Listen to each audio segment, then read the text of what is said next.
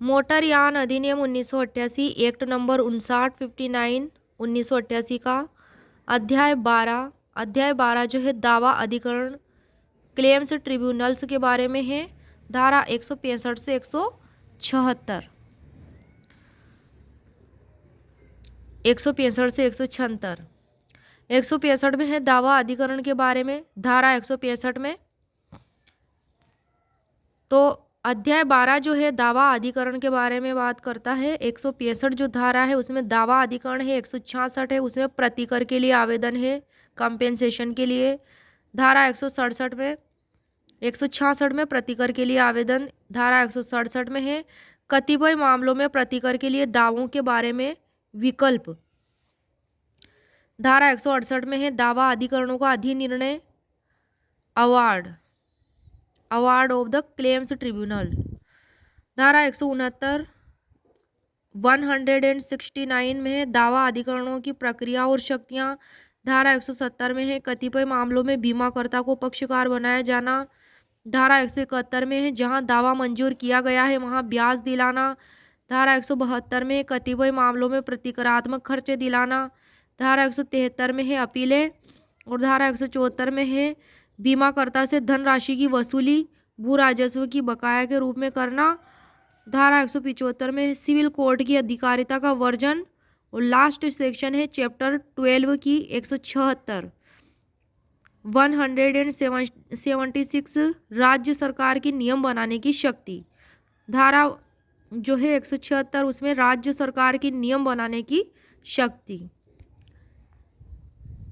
अब देखेंगे हम धारा 165 जो दावा अधिकरण से संबंधित है उसमें उपधारा 1 में कहा गया है कि राज्य सरकार राजपत्र में अधिसूचना द्वारा एक या अधिक मोटर दावा अधिकरण, जिसे इस अध्याय में इसके पश्चात दावा अधिकरण कहा गया है, ऐसे क्षेत्र के लिए जो नोटिफिकेशन में स्पेसिफाई किया जाए उन दुर्घटनाओं की बाबत कंपेंसेशन के दावों के न्याय निर्णयन के प्रयोजन के लिए गठित कर सकेगी।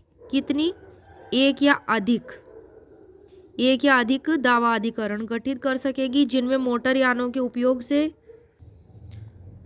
व्यक्तियों की डेथ हुई है या उन्हें शारीरिक चोट पहुंची है या पर व्यक्ति जो थर्ड पर्सन है उसकी किसी संपत्ति को नुकसान हुआ है या दोनों ही बातें हुई है।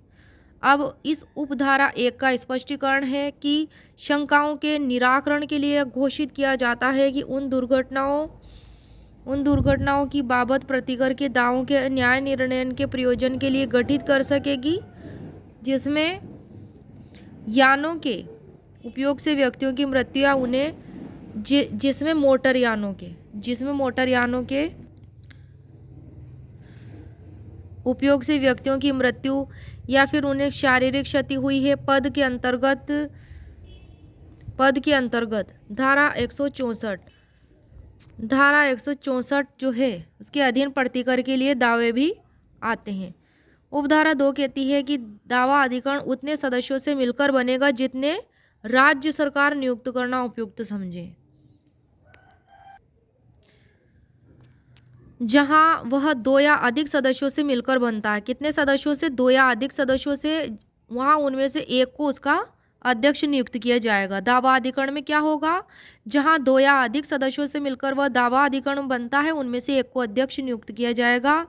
उपधारा 3 कहती है कि कोई व्यक्ति दावा अधिकरण के सदस्य के रूप में नियुक्ति के लिए तब तक अर्हित नहीं होगा जब तक वह क में है उच्च न्यायालय का न्यायाधीश ना हो या ना रहा हो, ख में है जिला न्यायाधीश ना हो या ना रहा हो, या फिर ग में है हाई कोर्ट के न्यायाधीश या किसी जिला जज के रूप में नियुक्त होने के लिए अर्हित न हो।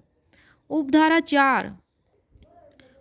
4 कहती है कि जहां किसी क्षेत्र के लिए 2 या अधिक दावा अधिकरण गठित किए गए हैं वहां राज्य सरकार साधारण या विशेष आदेश द्वारा उनमें कामकाज के वितरण का विनियमन कर सकेगी, उनके कामों को बांट सकेगी।